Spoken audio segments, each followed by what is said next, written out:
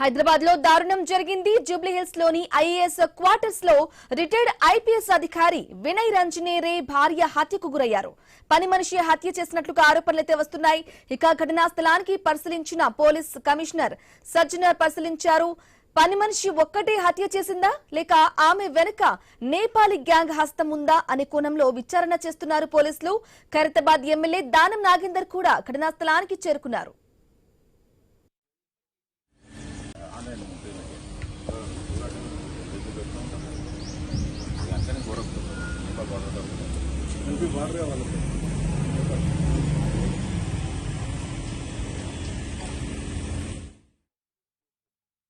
Wife ని దారుణంగా నేపాలీ ఇంట్లో పనిచేస్తామని వచ్చి నమ్మకంగా ఉండి దారుణంగా హత్య చేయడం జరిగింది. దీన్ని ప్రభుత్వం తప్పకుండా తీవ్రంగా పరిగణిస్తుంది. హంతకులని ఎక్కడ పోయినా తప్పకుండా పట్టుకొని తెలంగాణ ప్రభుత్వం దాన్ని శిక్షిస్తుంది.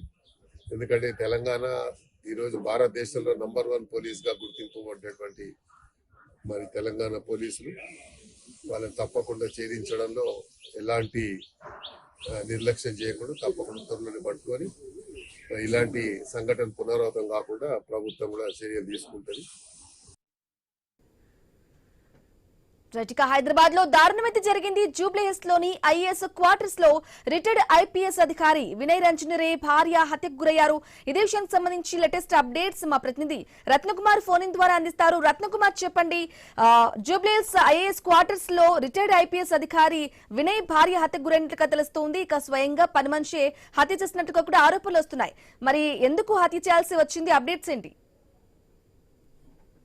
పోలీసులు ఘటనా స్థలానికి చేరుకొని ఇన్సిడెంట్ పైన దర్యాప్తు చేస్తూ ఉన్నారు. మరోవైపున క్లూస్ టీమ్స్ సైతం ఘటనా స్థలానికి చేరుకొని ఆధారాలను సేకరిస్తూ ఉన్నాయి.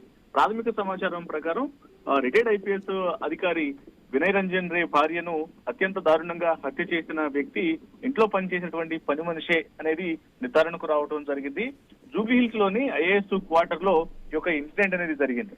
అయితే పని మనిషి ఐపీఎస్ అధికారి భార్యను హత్య చేయడానికి గల కారణాలు తెలియాల్సి ఉంది. ఆమె ఇంట్లో ఎవరు లేనటువంటి సమయంలో కేవలం ఆ భార్య ఉండటం మాత్రమే చూసి ఇంట్లో ఉన్నటువంటి డబ్బు నగల కోసం హత్య చేసిందా లేకపోతే మరేమైనా కారణం ఉందా అనేది ప్రస్తుతం పోలీసులు దర్యాప్తు చేస్తూ ఉన్నారు. అలాగే ఆమెను అదుపులోకి తీసుకునేందుకు కూడా ప్రయత్నాలు చేస్తున్నట్లు తెలుస్తోంది.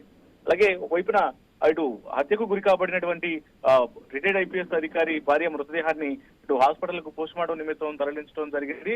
ఈ యొక్క ఇన్సిడెంట్ అనేది ఒక్కసారిగా కలకలం సృష్టించింది. ఎందుకంటే ఐపీఎస్ అధికారి, రిటైర్డ్ ఐపీఎస్ అధికారి భార్య, అలా పైగా ఇటు ఒక ఐఏఎస్ ఆఫీసర్స్ ఉన్నటువంటి క్వార్టర్స్ లో యొక్క ఇన్సిడెంట్ అనేది చోటు చేసుకోవడంతో ఉన్నటువంటి ఇతర కుటుంబాలకు సంబంధించినటువంటి ఐఏఎస్ అధికారుల యొక్క కుటుంబాలు సైతం ఒకసారిగా భయాందోళనకు గురైనటువంటి పరిస్థితి కనిపించింది.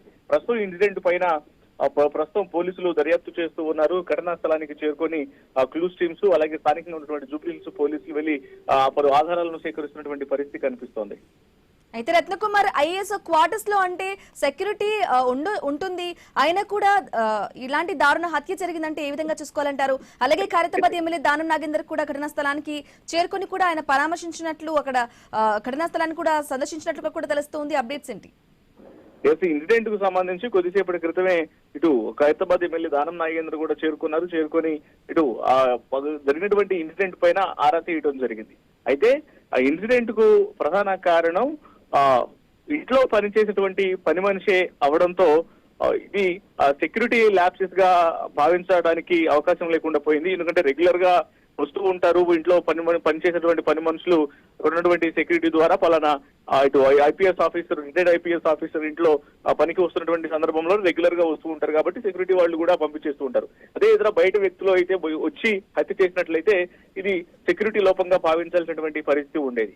సొంతగా ఇంట్లో పనిచేసేటువంటి పని మనిషి కావడంతో ఈ ఇన్సిడెంట్ కు సంబంధించి సెక్యూరిటీ పరంగా కాకుండా అసలు ఆమె ఎందుకు హత్య చేయాల్సి వచ్చింది అనే దాని మీద ప్రస్తుతం పోలీసుల యొక్క ఇన్వెస్టిగేషన్ అనేది సాగుతూ ఉంది. ప్రాథమిక సమాచారాన్ని బట్టి ఉన్నటువంటి కొన్ని నగలు, ఇతర నగదుకు సంబంధించినటువంటి వాటిని దొంగలించడంలో భాగంగానే అయితే రత్నకుమార్, ఈ పని మనిషి నిందితురాలతో పాటు నేపాలీ గ్యాంగ్ పేరు కూడా తెరపైకి వచ్చింది. మరి దానికి సంబంధించిన అప్డేట్స్ ఏంటి? అయితే గత కొంతకాలం నుంచి హైదరాబాదు మహానగరంలో నేపాలీ గ్యాంగ్లకు సంబంధించిన యొక్క ఇన్సిడెంట్స్ అనేవి చాలా ఎక్కువగా జరుగుతున్నాయి. మరీ ముఖ్యంగా గతంలో చూసినట్లయితే మార్వాడి కుటుంబంలో వ్యాపారం చేసేటువంటి మార్వాడి కుటుంబంలోనే పనిచేస్తున్నటువంటి ఒక నేపాలీ దంపతులు పెద్ద ఎత్తున కొన్ని కోట్ల రూపాయలను నగలను అక్కడ ఉన్నటువంటి నగదును దొంగిలించి పరారైపోయి ఆ తర్వాత పోలీసులకు చిక్కినటువంటి ఘటనలు చూసాం. సీసీ పోలీసులు అలాగే స్థానికంగా ఉన్నటువంటి పోలీసులు వాళ్ళందరినీ కూడా అరెస్ట్ చేసినటువంటి పరిస్థితి కనిపించింది. ఇప్పుడు మరలా ఈ ఇన్సిడెంట్ వెనకాల ఈ ఒక పని మనిషి కూడా నేపాలీ నేపథ్యం ఉన్నటువంటి పని మనిషి అనేది ప్రాథమికంగా తెలుస్తుంది. కాబట్టి నేపాలీ గ్యాంగ్ తోనే ఎవరు లేనటువంటి సమయం చూసి పథకం ప్రకారం ఈ హత్యకు పాల్పడ్డారనేది మనకు ప్రాథమిక సమాచారం అంతా తెలుస్తుంది. పోలీసులు ఈ విషయాన్ని కన్ఫర్మ్ చేయాల్సినటువంటి అవసరం ఉంటుంది. Right Ratnakumar, thank you for the updates.